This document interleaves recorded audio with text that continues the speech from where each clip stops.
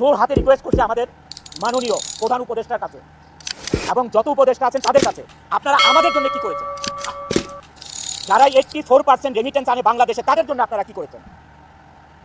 Garments industry সচল রাখার জন্য কি করেছেন? আমরা সবাই আশা করেছিলাম যে ঈদের সময় অ্যাটলিস্ট একটা বেতন ব্যাংকে লোন দেওয়া হবে।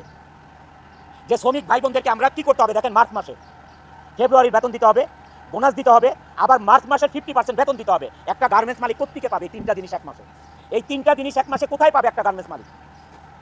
যারা 84% রেমিটেন্স এনে বাংলাদেশের অর্থনীতি টাকা সচল রাখে, তাদের জন্য কি করেছেন? গার্মেন্টস মালিকেরা মুখ চুপ বোঝে, মুখটা চুপ থেকে কি করতেছে, গার্মেন্টসগুলো আরএমজিগুলো বন্ধ করে চলে যাচ্ছে। আপনারা একবার চিন্তা করেছেন যে আপনারা ইন্ডাস্ট্রিগুলো বন্ধ করে চলে যাচ্ছেন, এই দেশের অর্থনীতির অবস্থা কি হবে? এই দেশের কর্মসংস্থানের অবস্থা কি হবে? এই শ্রমিক লিডাররা কয়েকজন মিলে এই দেশ চালাতে পারবে না? তারা একজন একটা ইন্ডাস্ট্রি করতে পারবে। কিন্তু আপনারা কোনো পদক্ষেপ না নিয়ে কি করতেছেন? আপনারা গার্মেন্টসগুলো বন্ধ করে যার যার মতো হয় তার গ্রামে চলে যাচ্ছেন, অথবা আপনার গুলশান বনানীর বাসায় বসে থাকতেছেন, অথবা বিদেশে চলে যাচ্ছেন। What is this? এটা কিন্তু আমি অনন্ত জলিল এটা না করে আজকে আমি প্রতিবাদ জানাচ্ছি যে না, বাংলাদেশে এই আরএমজি সেক্টর থাকতে হবে, নাহলে এই দেশ চলার মতন কোনো ব্যবস্থা নাই, কোনো ধরনের ব্যবস্থা নাই।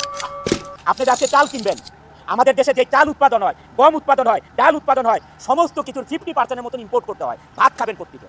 খাবেন কোত্থেকে? গার্মেন্টসের ভাই বোনেরা আপনারা বাজারে দিয়ে বাজার থেকে চাল কিনবেন, কোত্থেকে পাবেন আপনারা? এই চালটা পাবেন কোথায় আপনারা? এই চালটা ইম্পোর্টের, আর এটা ডলার ছাড়া ইম্পোর্ট করা যাবে না। বাংলাদেশের টাকা আজকে কোনো দেশ আপনার নিবে না, এটা রপ্তানি করতে, আমদানি করতে কাউকে আপনি টাকা দিলে নিবে না, ডলার দিতে হবে। তাহলে এই ডলার কোত্থেকে আসবে? আমাদের কৃষক ভাইরা আজকে ফসল ফলাবে, এই সার কোত্থেকে আসবে? এই দেশে সার কোত্থেকে আসবে? এই সার ইম্পোর্ট করে আনতে হবে, আর এই ইম্পোর্ট করতে হলে ডলার লাগবে। এই ডলার কারা এই ডলার কারা বাংলাদেশে আনে? এটা আনে গার্মেন্টস মালিকরা আনে, আর হচ্ছে রেমিটেন্স যোদ্ধারা 14% আনে, আর 84% আনে গার্মেন্টস মালিকরা। কিছুদিন আগে আমি শ্রমিক লিডারদেরকে বক্তৃতা দিতে শুনলাম যে বন্ধ ইন্ডাস্ট্রিগুলি খুলে দিতে হবে। আরে সে মালিক এখন কেন খুলে দিবে? এখন কেন গার্মেন্টস মালিকরা ইন্ডাস্ট্রি খুলে দিবে?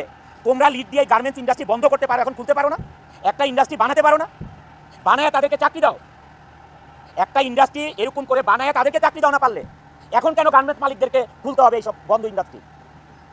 আজকে যদি আমি ইন্ডাস্ট্রি বন্ধ করে দিই, এখানে 12,000 লোক কাজ করে, নট 12,000, 12 লক্ষ লোক জড়িত এটার সাথে। এই গার্মেন্টস ইন্ডাস্ট্রির সাথে কি জড়িত না? ব্যাংক জড়িত, ইন্স্যুরেন্স জড়িত, মোবাইল কোম্পানি জড়িত, হাড়ি পাতিল থেকে কাপড় চোপড় বানানো, বাসা ভাড়া, প্রত্যেকটা জিনিস জড়িত এটার সাথে। কি জড়িত নাই গার্মেন্টস ইন্ডাস্ট্রির সাথে?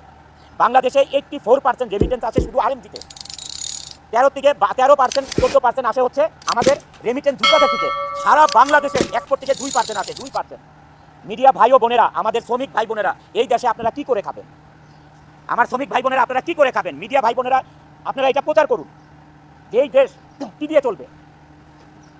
আমাদের প্রধান উপদেষ্টা জনাব ডক্টর ইউনূস সাহেব 12%, 13%, 14%